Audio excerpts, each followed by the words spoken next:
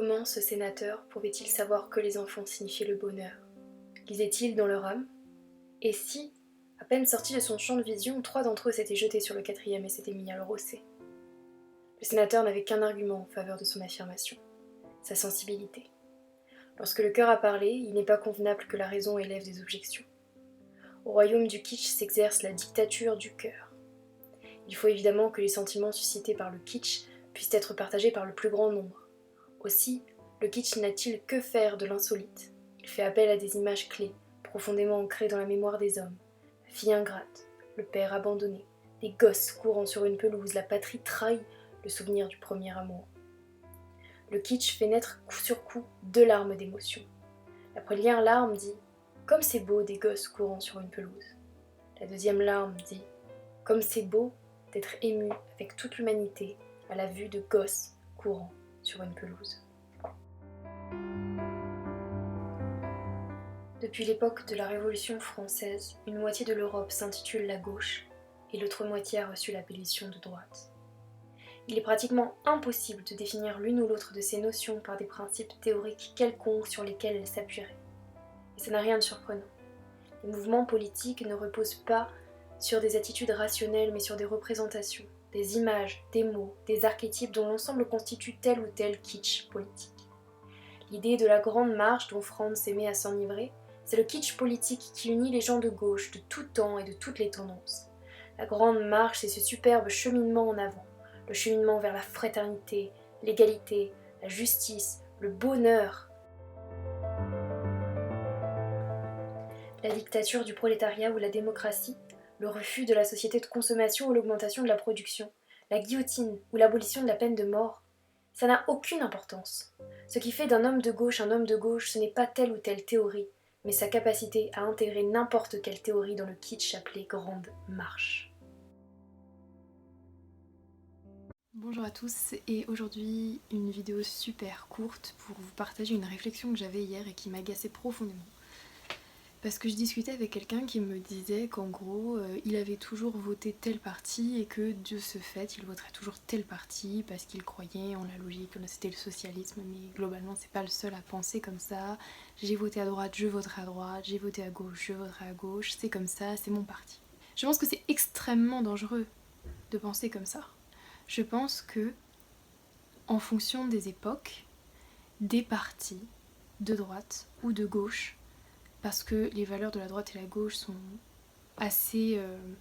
je parle de traditionnel, je parle pas de maintenant, mais traditionnellement il y a quand même un corps de la gauche et de la droite, des mouvances plus protectionnistes ou à l'inverse plus libérales, etc.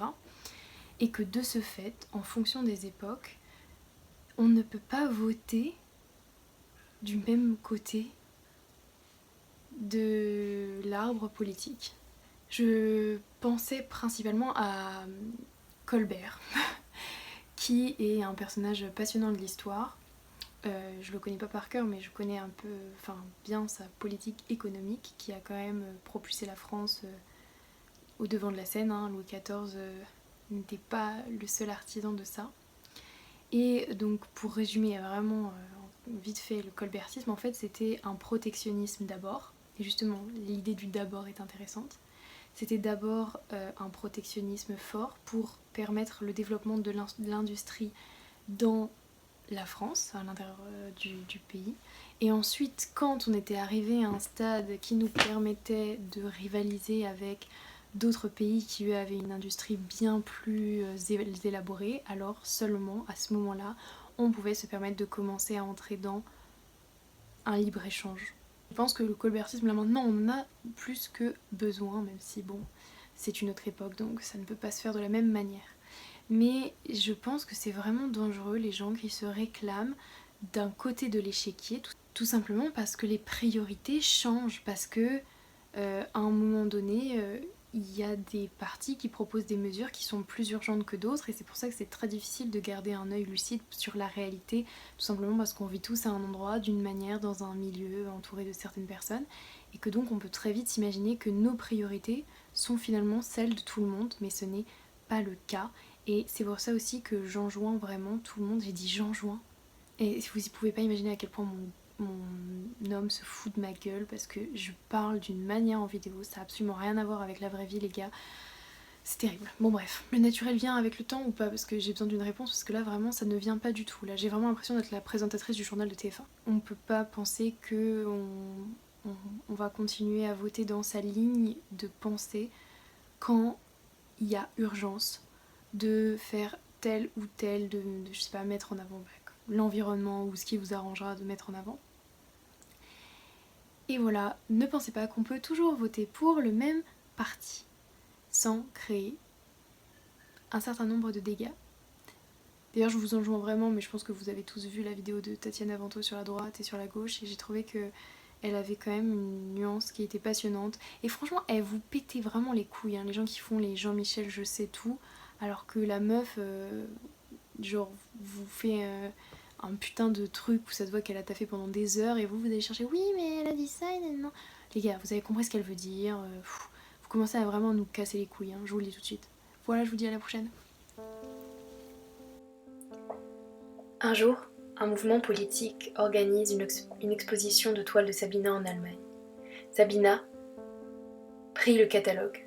Devant sa photo étaient dessinés des fils de fer barbelés. À l'intérieur, il y avait des biographies qui ressemblaient à la géographie des martyrs et des saints. Elle avait souffert, elle avait combattu l'injustice. Elle avait été contrainte d'abandonner son pays torturé et elle continuait le combat. Avec ses tableaux, elle se bat pour la liberté, disait la dernière phrase du texte.